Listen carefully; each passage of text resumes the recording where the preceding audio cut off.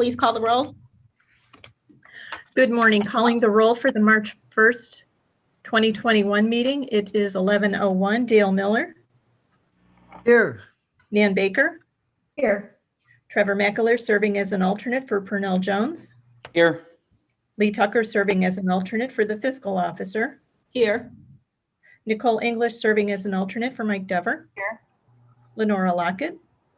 Here. We have a quorum. Thank you. Now let's take a moment to review the minutes from the February 22nd, 2021 meeting.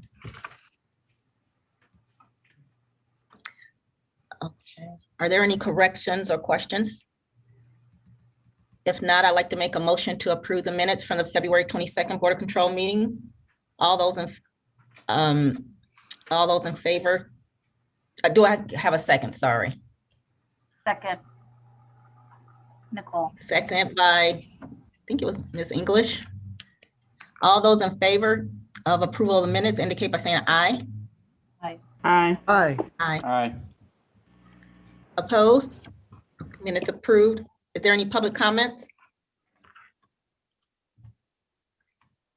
Okay, no, hearing no public comments. On to new items. First item, BC 2021-89, Department of Public Works, submitting an amendment to a contract with Envirocom Construction Incorporated for the Cuyahoga County Medical Examiner Building Improvements Project for the period April 24th, 2019 through June 30th, 2020, to extend the time period to May 1st, 2021, and for additional funds in the amount not to exceed $12,883.12. Good morning. This is Matt Reimer with the Department of Public Works. This is a contract amendment to our capital improvement project for the fire alarm and HVAC renovation to the medical examiner facility. The project is complete, and this is the final construction amendment with final costs negotiated. The amendment amount is for $12,883.12 and represents approximately $7,874 in for one construction change for unforeseen site conditions for HVAC ductwork and fire alarm system rework from the result of inspection, and another construction change negotiated of $5,084, bringing us to the total that is for the amendment.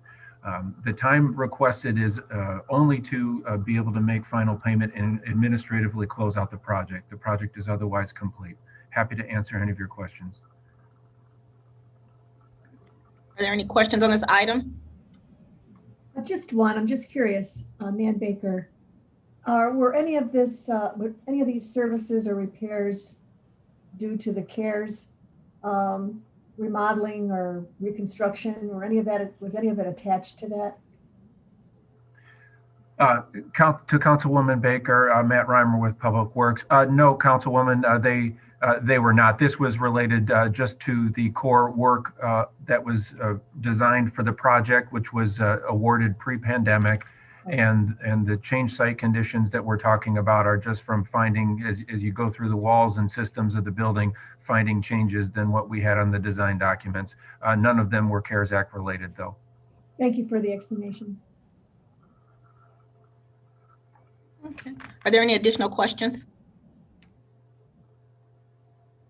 Okay, hearing no additional questions, I make a motion to approve this item. Is there a second? Second, Miller. Seconded by Councilman Miller. All those in favor say aye. Aye. Aye. Opposed? Item approved. Next item. Next item, BC 2021-90, will be read into the record with an amended time period.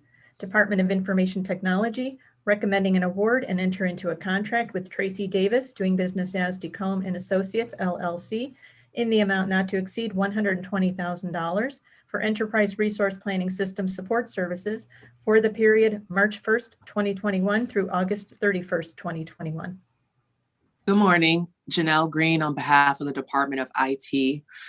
This is our third and final contractor from the alternative procurement that we sought on that was sought and approved on February 8th for 3 contractors to provide support services for the ERP.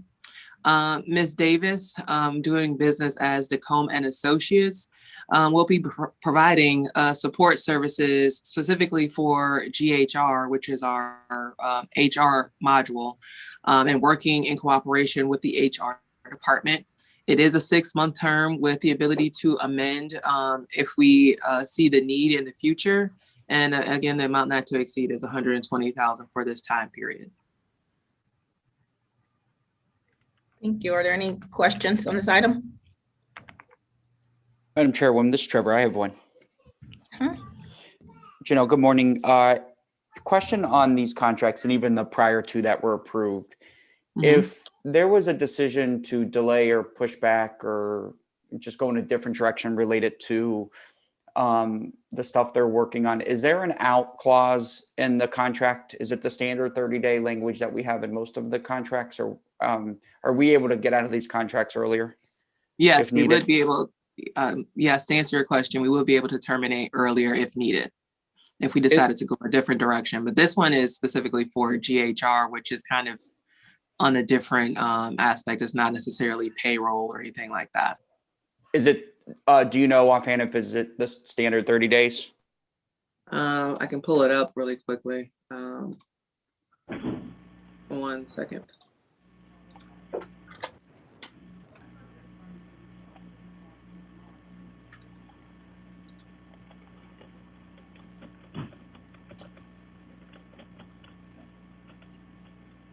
Or not so quickly. I'm sorry, just waiting for my computer. Janelle, if you can, while you're doing that, just another question. I believe we're giving them computers and other county equipment, right, to be able to complete the necessary tasks. Is it in the contract that they're required to give us that stuff back? Yes, I was involved in that portion of the contract, yes, and specifically how they return it and different things like that. So that I know from just at the top of my head, that is definitely in the contract. Thanks. This is Nan Baker. While you're looking that up, Janelle, how do you keep track of their 40 hours per week, given their consultants, she and the other two? Do they time cards or? Sure. What we do for the consultants is we require them to submit a timesheet. So they log their hours that they work for a week and what specifically were their activities for the week. So they're looking at who they met with, who they had discussions with, what topics were discussed, how and what time was devoted to those tasks. And so every time they submit an invoice, the invoice itself plus the activities report are required documents they submit to us, and the people who they directly work with in HR or whichever module that they're working with, they're required to sign up on those hours and approve them before it gets escalated to our directors for sign off for payment. So to equal 40 hours, does it fluctuate? 35 1 week, 45 the next? Does it have to be an exact 40 hours a week? How do you account for those hours? Well, it depends on the activity, to be honest. So if the activities require more or less work, so it could fluctuate. But we are expecting an 80-hour invoice when they submit them to us. So if it's less than that, they will submit less than that. But what they're authorized for is a maximum of 40 hours per week. All right, thank you. Mm-hmm. Okay, are there any additional questions? I'm still pulling up the termination. Oh, okay.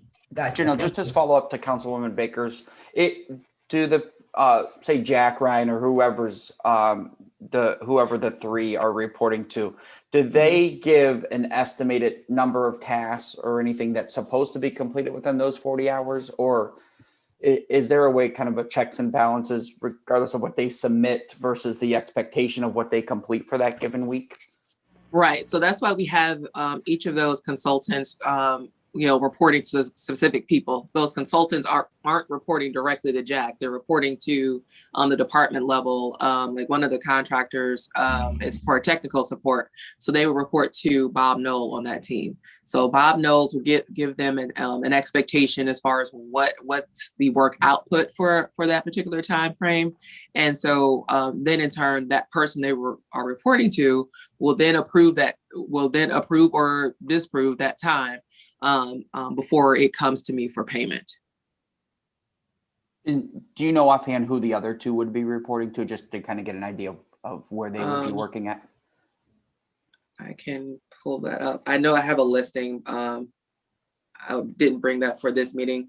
Would it be okay if I forward it to you after the meeting? Yeah, and you can get me the termination. I have the termination language right now. Right. That is 30 calendar days. Okay. which is less. Most of our termination clauses are 60 days, but these contracts are 30 days. Thanks, Chanel. Sure. Okay, are there any additional questions? Okay, hearing no additional questions, I make a motion to approve this item as amended. Is there a second? Second, Miller. Second by Councilman Miller. All those in favor say aye. Aye. Aye. Opposed? Item approved. Next item.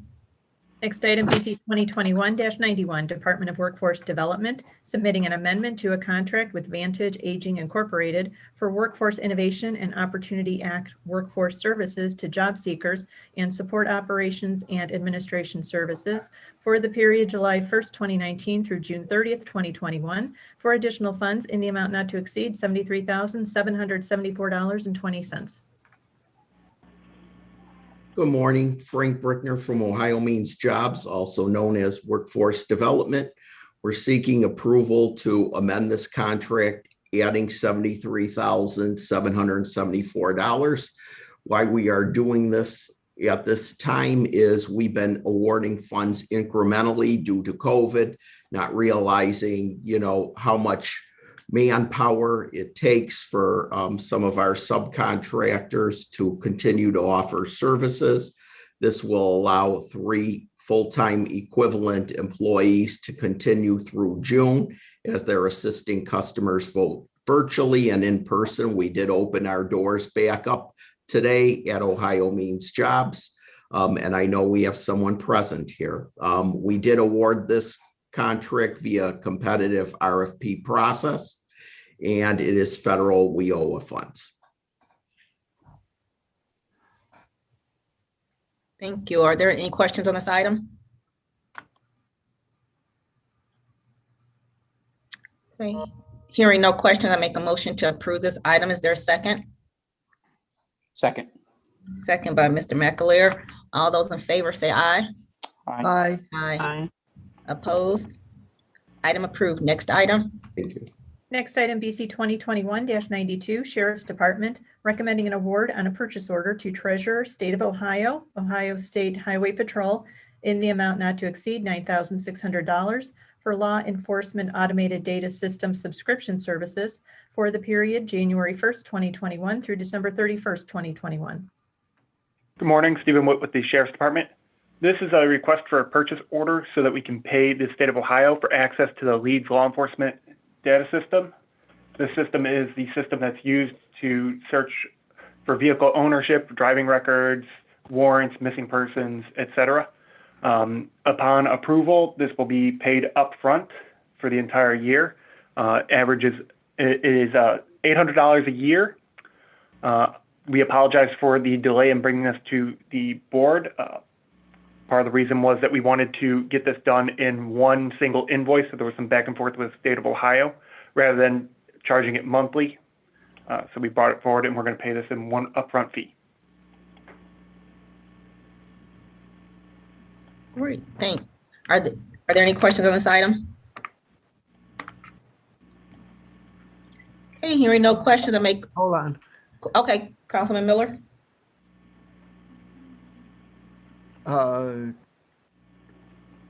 It sounded like earlier you said $800 for the year rather than for the month. If so, my understanding, it's $800 a month for a total of $9,600. That is correct. Okay.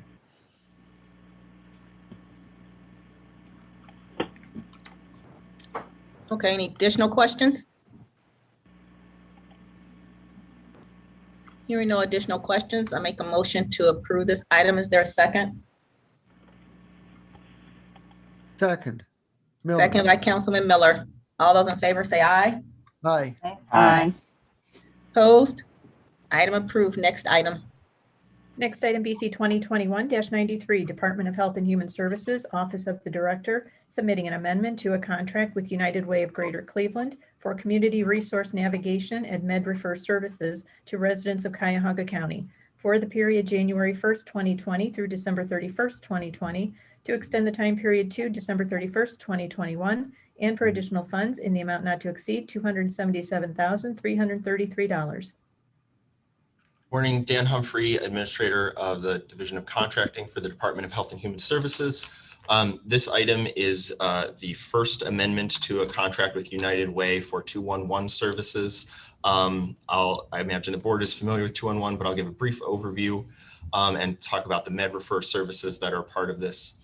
211 is a service where residents of the county can call into 211 and ask about the needs that they're experiencing and be referred to a variety of different government and social services that are within the county and elsewhere that can provide for those needs. 211 helps them understand their eligibility for the programs, find contact information, all in one source. It also collects data on trends in questions and demographics to help the agencies understand the trends and needs in the county.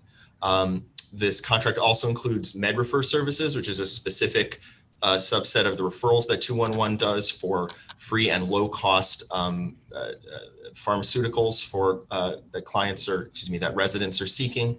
So the United Way has specialists who are able to make those referrals as well.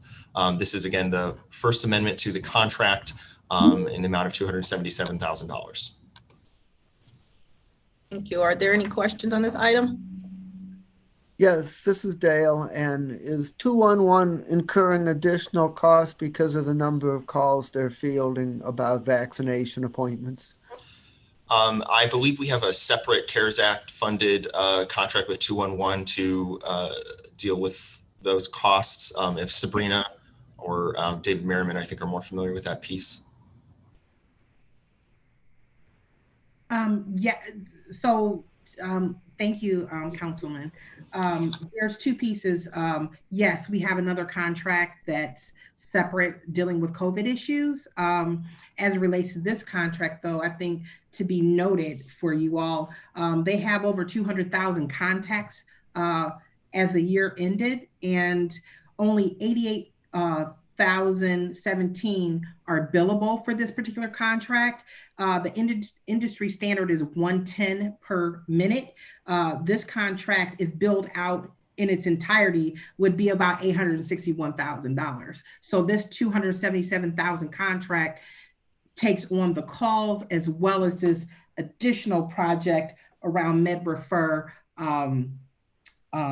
for patient assistance around medications, and that's directly with the pharmaceutical companies.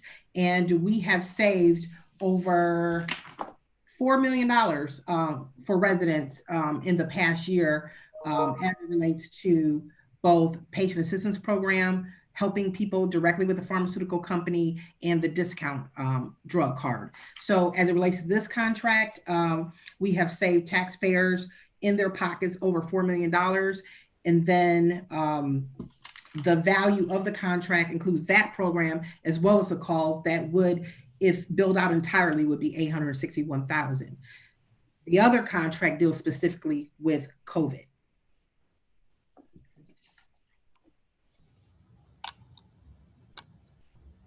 Okay, thank you. Are there any additional questions? If I just may follow up, Man Baker, just one follow.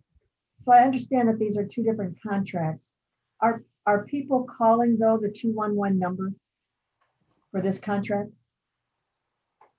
Yes, people are calling Okay, 211 so- in this contract to be navigated with health and human services needs. So when they call 211 and someone picks up, do they then, if it's not something that they would handle, like the COVID questions, they would then refer to someone else who does handle the question about the MedRefer services? As it relates to MedRefer, there's a staff person specifically for MedRefer that they transfer them to. Okay, so I guess my question would be that all the calls come in 211, doesn't that increase then the 211 usage? And even though it's being received and transferred, it's still tying up the phone line. Is there any issue there that there's more coming in for 211 that's not related to the COVID and those people could be on hold longer? I'm looking for my average number of hold times. I think they gave me, I'm not sure if they gave me that, but there have been more calls, but they've been able to manage them. And you don't think the contract hasn't gone up in years, but just, I was just highlighting how much it actually would cost us if we were paying it out at the rate. I'm not questioning the cost. I'm questioning the usage of the 211 and how many calls, in addition to the COVID concerns, are we taking in that could make the hold longer for those that have COVID issues or questions or concerns? That's all. Okay. I'm not sure about the COVID calls. I don't know if David's on, if you know about how many, that I'm not managing that. Yeah, I don't have that in front of me. I can ask. I'm sure we can ask for just some sort of reporting. It is early in that process, and what I understand is there was a significant increase in calls on COVID, but that is leveled out. But I don't know that we have I don't know that we have been doing this long enough that we have a report to differentiate. But I'll follow up with Director Alex Pelham. I'll see if he has reporting on the COVID calls, and then we'll, if necessary, go back to 211 to differentiate between call volume related to COVID and then I don't want to say natural call volume, because I'm pretty sure most calls are somehow going to touch on COVID. But I think the contract and the service that Alex has been working with 211 on is definitely more specific about vaccine questions and other sorts of service questions. But let me follow up with him. And I hope we can move forward with this item right now, because we do want to get back to regular business. And I think just to be clear, we have increased funding to 211 overall during the pandemic. They're not being asked to handle the additional call volume with just the same level of funding. Right, I understand the funding piece. I guess I'm just concerned about the usage piece, that if we add more to the 211 line, then that's more usage of that line. And does that make the waiting longer for those that are not related to the COVID-19? Or those that are asking about the COVID-19, they're waiting longer because there's other issues that people are calling in about. I thought the one was specifically for the COVID-19 issues. So no, I just would say that we have, as Sabrina reported, have a long history with 211. And I think, as we all understand, COVID is at the top of everyone's mind, but we know that a great number of people that call 211 may also be calling about housing needs. They may be looking for rental assistance or assistance with utilities, or they may be trying to find a location for emergency food assistance. I think that's the inherent value of 211, is that they have their database and their system does look across all those services, and they're naturally the best referral source on the social safety net. And so I think we definitely want to continue to, with their support, promote that number as the number of people call to be connected on COVID issues, but also more importantly on the social safety net. And I think there's a clear distinction between the two, and 211 supports us continuing to partner with them on both issues. Okay, thank you, Director Marion. I do get that. I guess if you could perhaps start charting what the waiting is, as more people, perhaps we could get another spike with the number of vaccines that are rolling in now and will only continue to increase, and people looking for places, and the age dropping from 65 to 60 to 55 to 50, as that Yeah. becomes more demanding. I'm just curious to know, what the ratio is of calls that you're getting. But I'm sorry to interrupt. It's okay. It's a fair point. We'll follow up with 211 and we'll ask what reporting they have available on wait times. I know Sabrina has some of that, but that would be naturally for our grant. And I think one of the things we've come to understand with 211 is a lot of times they do see call spikes when there's kind of news on a new program or a new service. And so I think your instincts are just or accurate that, if a new vaccine becomes available and is suddenly fielded, and there's media coverage of it. I know in the past 211 has seen a spike in the number of calls within an hour, and they tend to want to manage that. And so they'll, schedule lunches around it. Let us follow up with 211, and I'll follow up with Alex Pelham and see if we can't coordinate our reporting on wait times. Thank you. I appreciate that. I appreciate the answer. Thank you. Are there any additional questions on this item? Okay, hearing no additional questions, I make a motion to approve this item. Is there a second? I'll second, Nan Baker. Seconded by Councilwoman Baker. All those in favor say aye. Aye. Aye. Opposed? Item approved. Next item. Next item, BC 2021-94, Department of Health and Human Services, Division of Children and Family Services, requesting authority to prepare a contract with Charter Communications Operating, LLC, doing business as Spectrum Reach, in the amount not to exceed $39,950 for digital advertising and search placement services to recruit foster and adoptive parents for children in custody of the Division of Children and Family Services for the period March 1st, 2021 through December 31st, 2021.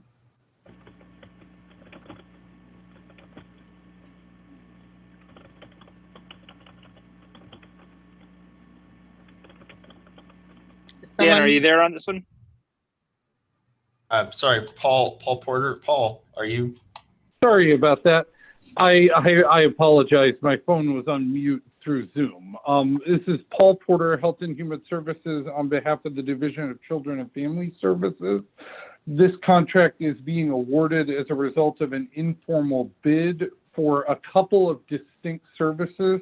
First being digital display advertising, so photos or banner ads that you see when you're on either a computer or a handheld digital device like a phone or a tablet, targeted to specific folks in certain zip codes in Cuyahoga County to recruit adoptive families, so kids awaiting adoption can have access to potential placements. There's also a search engine placement feature to this contract intended to generate clicks and interest when people search for relevant keywords involving foster parents, so that when somebody in Cuyahoga County searches foster parents on the search engines Google, Yahoo, or Bing, the DCFS search results will be within the top 3 each time that is searched, and that's to generate more potential foster families for the Division of Children and Family Services. Again, I apologize for being on mute. No worries, thank you. Are there any questions on this item? Okay, hearing no questions, I make a motion to approve this item. Is there a second? Second, this is Trevor. Seconded by Mr. McAleer. All those in favor say aye. Aye. Aye. Aye. Opposed? Item approved. Next item. Next item, BC 2021-95, Department of Health and Human Services, Division of Senior and Adult Services, recommending an award on requisition 4098 and enter into a contract with Charter Communications Operating, LLC, doing business as Spectrum Reach, in the amount not to exceed $19,201.50 for digital advertising and search placement services to promote services available from the Division of Senior and Adult Services for the period March 1st, 2021 through December 31st, 2021. Good morning. Paul Porter, Health and Human Services on behalf of the Division of Senior and Adult Services. This is a digital advertising contract that's based on an informal bid. This contract includes digital display advertising of both photos or banners, as well as digital media advertising with video and sound components. And this contract intends to advertise services that are available from DSAS, things like the Options for Independent Living program, for instance. And the advertising is targeted at women living in Cuyahoga County zip codes. And there are minimum numbers of impressions per month that are required during the duration of the campaign, so that hopefully we can get the word out more about the services that DSAS provides throughout the community. Thank you. Are there any questions on this item? I have one question, Ann Baker. Go ahead. In the answer for the responses that we asked, asking for more detail for the services, I guess I'm not sure what I don't understand the language of consists of flights from April to December. What are you talking about? What are flights? What is that referring to? Absolutely. That terminology just refers to the group of ads that will appear during that period. You call them flights. Okay. Correct. And I believe that might just be the terminology that the vendor uses to describe the ads when they're appearing. But that's the group of advertisements that would appear during that period. Okay. Okay. And the targeting of women 35 to 75 living in Cuyahoga County, how do you know who they are? What resources do they use to be able to target them? And it sounds like you're talking about, why don't you explain? How do you target them? How do they know how to reach them? Sure. Let me see. Sean, are you on this call? We may have a representative from the vendor on the call who could give a bit more detail. But otherwise, I believe the targeting is a result of kind of the sophisticated digital information or the digital footprint that people use when they're on their computer or on their phones that would allow the vendor to specifically target folks based on their individual demographic data. Okay. All right. That's beyond me, but I know it exists. So thank you, Paul. You're welcome. Are there any additional questions?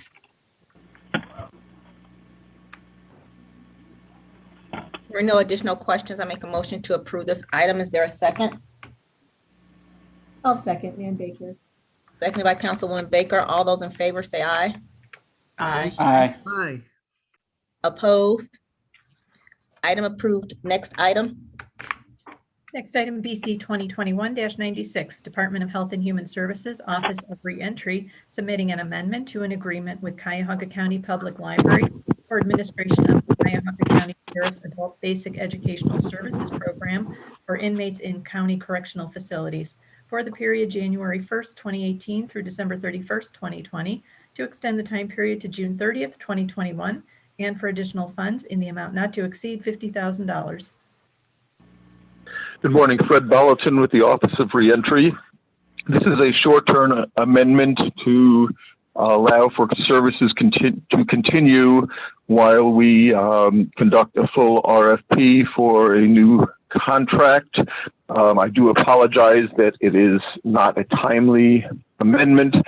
There were technical problems with the Infor Lawson system, and following that, there was a budgetary change in the office's index code, which needed to be approved by council before anything could be put in. So I do apologize for that.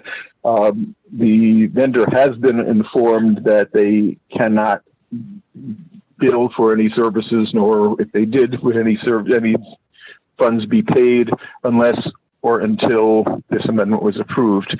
This will allow for basic adult education to people in the Cuyahoga County correctional facilities. And it is a program that has been going on for 30-something years.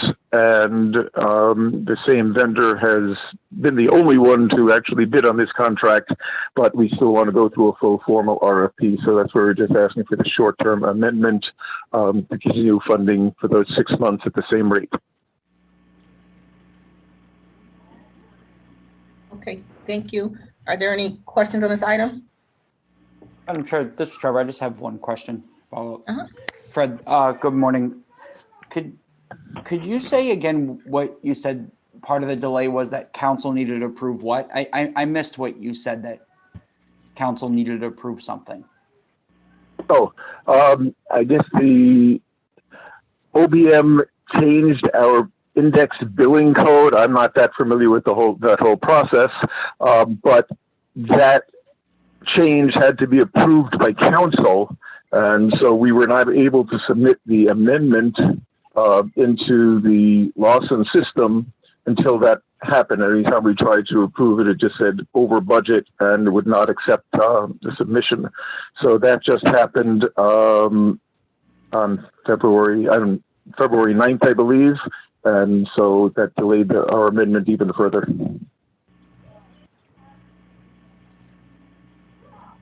Okay. So I offer that as an explanation, not as an excuse. You know, I'll take a full mea culpa on this.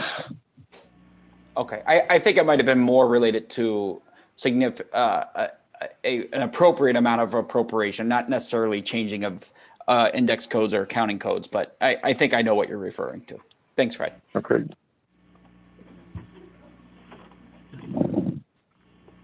Are there additional questions? Just one from Man Baker. Uh-huh.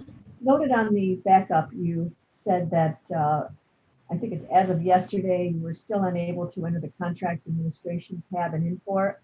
Do you think you can overcome that? Is that an issue that should be brought to the project director's attention? No, I think that there were just a lot of technical problems learning to use the new Infor system, and then constantly being locked out of the system. And it was not just, sometimes it was just our account, and sometimes it was, I think, system-wide, because you're going to notice that everything has been restored. So I don't expect that problem will be ongoing now that we're more familiar with the system, and the system is more familiar with itself, I guess. Okay, thank you.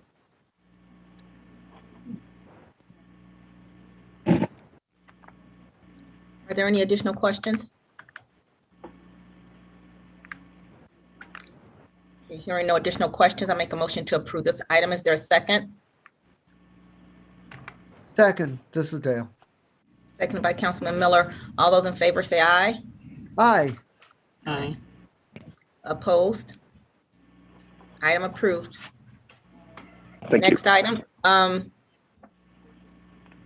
next item are consent agenda items 97 and 98. Let's take a moment to review the items.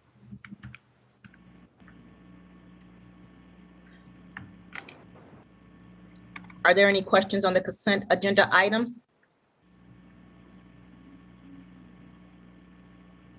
Okay, hearing no questions on the consent agenda items, I'll make a motion to approve the consent agenda items. Is there a second? Second, Miller. Seconded by Councilman Miller. All those in favor say aye. Aye. Aye. Aye. Aye. Opposed? Consent agenda items are approved. Moving on to other business. There's no Okay. other business at this time. Okay, thank you. Madam Chair, this is Trevor. Can I bring up other business real quick? Yes. Maybe, and I know we've talked about it, but under the non-voted items, item number 5, we are increasing the per diem rates for the Cleveland Metropolitan Park District and the city of Euclid from 105.26 to 122.12. And I believe it was Donna that gave some detailed answers to our advanced questions. And I really do think we need to consider renegotiating the terms of the contract with the city of Cleveland, because based off the answers we received on Friday, it's clear we're subsidizing housing Cleveland inmates. We're charging them a much lower rate than we are these other entities. And our costs appear to be about $122 per inmate. And I think we really should have a serious discussion about opening up the negotiations with the contract instead of sticking with the 2% every year. We're subsidizing close to 25 or 20% of the cost to house Cleveland inmates compared to what we're charging other cities and jurisdictions.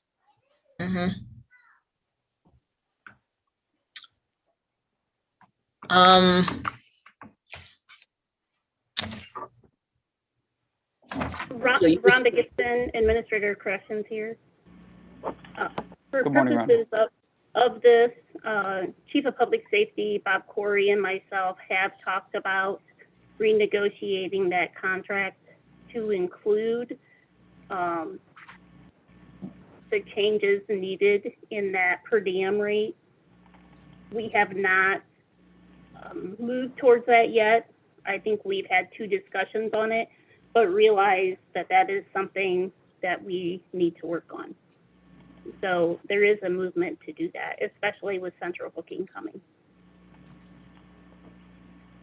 Thanks, Rhonda. And I believe, if I remember correctly, our annual date for the where we have to notify the 2% is coming up. I think it's in April, if I remember correctly. I could be wrong about that, but maybe now's the time, because obviously 2% is not going to get us there for what it costs for you guys to house the inmates. Sure, understood. Hello, can you hear me? This is Donna. Can you guys hear me? Yeah, we can hear you. Hey, okay, so as far as I know with the contract, the first increase had to come 12 months after the first 270-day transition, which means we started visiting that in mid-19. And we wanted to make it retroactive through mid-19, but the only thing Cleveland would agree upon is the 2% beginning in 2020. So that's what we did. We can begin discussions with Cleveland now at the beginning of 2021, because now it becomes an annual increase. Again, it's something that Cleveland has to agree to. That's how the contract reads. And once we get them to agree, and that in itself is a tough endeavor. Once we get them to agree, then it's a matter of getting them to agree what's the new start date going to be. So if we start it now and we get them, say, to agree in June or July, then it's a matter of saying, okay, but this is going to be retroactive to January, and we got to get them to agree to that also. And that's how the contract reads. So I agree with Rhonda. I think, yeah, there should be a movement to renegotiate this. Yeah, I agree, Donna. So this is Dale, and I have a comment that I certainly totally agree about the renegotiation. But I would add that the amount of subsidization may be a little less than what it appears, because the cost per inmate is taken by dividing the total cost by the number of inmates. But if you ask the question of how much is the marginal cost to handle an additional inmate, it's a lower number. And so a case could be made for looking at it either way. So I just bring that up to think about. And Councilman Miller, I agree with you. The only thing is what you have to think about is the marginal cost doesn't take into account staffing. But once you add, if I'm not mistaken, a one pod will hold something like 40 to 50 inmates. So once you get past that threshold, that number of inmates, you're talking about an entire pod, which means now you do have to bring staffing into the calculation. So, but I do agree with what you're saying. I understand with what you're saying. But in the case of Cleveland, if it was like somebody like Woodmere or something where we're bringing in 2 of their inmates, that's one thing. But with Cleveland, once you exceed that number where you have to have, where you're filling up a whole pod with Cleveland inmates, now the cost of staffing and space maintenance would come into play, if that makes any sense.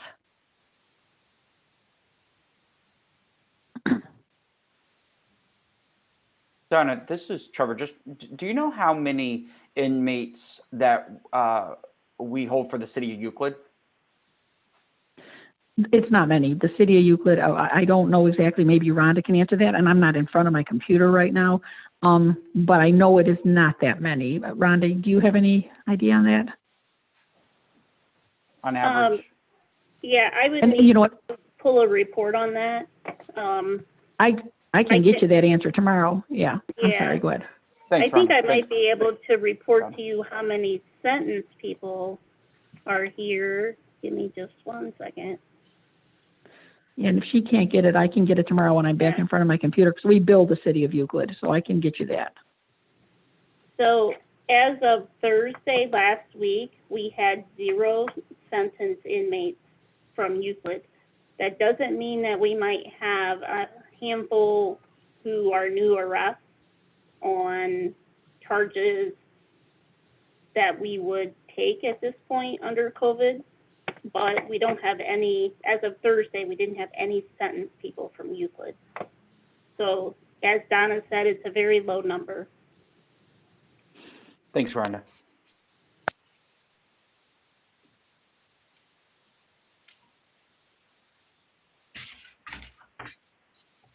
All right. Okay, are there any other questions about other business? Okay. So is there any public comment?